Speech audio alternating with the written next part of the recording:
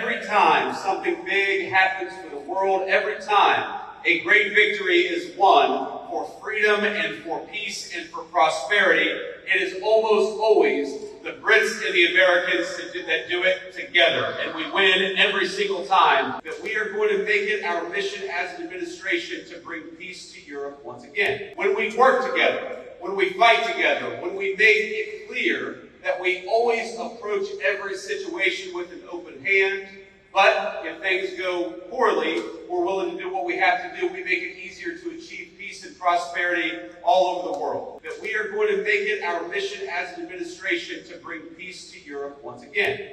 When Marco Rubio, our great Secretary of State, goes to engage in some diplomatic negotiation, he knows that he's got the great people of the Secretary of Defense standing behind him. And that fact, the fact that people are impressed by you, the fact that so many people are frankly afraid of you, is why we're able to do what we do as an administration.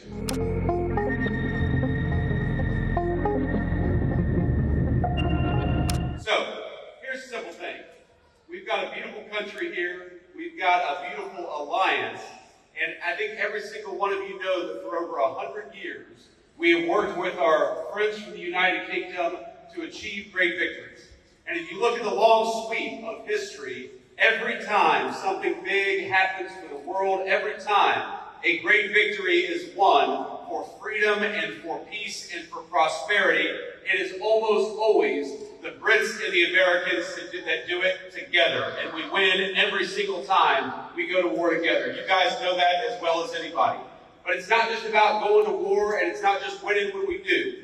When we work together, when we fight together, when we make it clear that we always approach every situation with an open hand, but if things go poorly, we're willing to do what we have to do. We make it easier to achieve peace and prosperity all over the world. So I want to say, from all of us back home in the United States, for all the people that you serve with, that you fight for, that you make it possible to live the American dream in peace and prosperity, we are proud of you. We are grateful for you. And as your Vice President, I am damn proud to be here with you today. God bless every single one of you.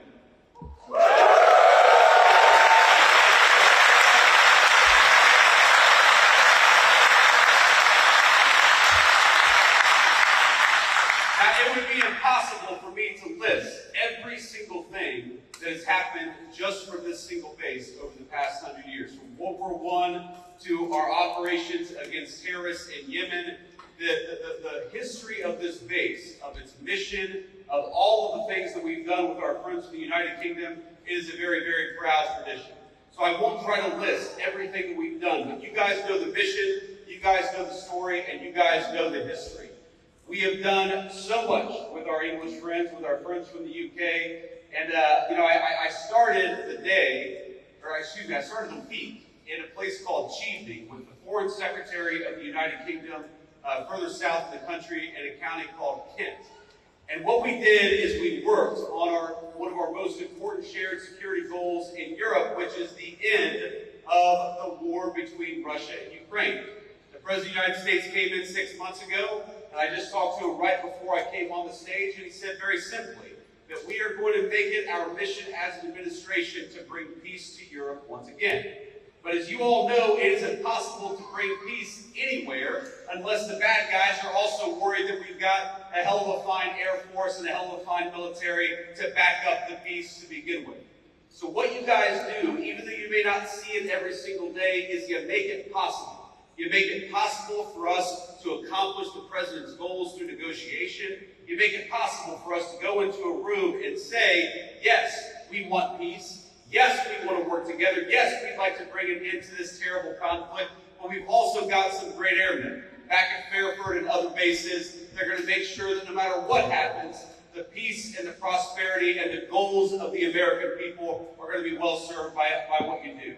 So I think if you look back at the last 6 months, if you look back at the number of lives that we've saved in Rwanda and the Congo, the President ended a 30-year war there. If you look at what we've done in the East Asia, where the President ended a conflict, in Serbia and Kosovo, where the President has brought peace to that area of the world, and now, in just a couple of days, with the President headed to Anchorage, Alaska, to try to achieve an end to this terrible war in Russia and Ukraine. You guys make that possible. You guys are the reason why we can go into a negotiation with strength. You guys are the reason why we have leverage in these conversations with world leaders, because they know that if we cut a deal, it is backed up by the finest fighting force anywhere in the world. And that is what makes your job so important, and that's what makes it so important and such a proud moment for me to be here with you today. Because nothing that I do, nothing that we do as an administration is possible without the hard work, the courage, and the skill that you guys bring to the job. Now, I mentioned earlier I was at Chiefing, meeting with the British Foreign Secretary. I met with a number of foreign leaders just in the last, hour. I had a call with about 30 European leaders. And over the past couple of days, I've met with a number of leaders across the UK, across political parties, across the generations. That's one of the great things about the UK's special relationship with the United States is it cuts across political alliances, it cuts across political parties, it cuts across generations, because we've been working together for literally centuries. And you know what every single person that I meet often tells me? They tell me about how impressed they are by the skill, by the determination, and by the dedication of the American military. You all are what make it possible for us to do what we do. When Marco Rubio, our great Secretary of State, goes to engage in some diplomatic negotiation, he knows that he's got the great people of the Secretary of Defense standing behind him. And that fact, the fact that people are impressed by you, the fact that so many people are frankly afraid of you, is why we're able to do what we do as an administration.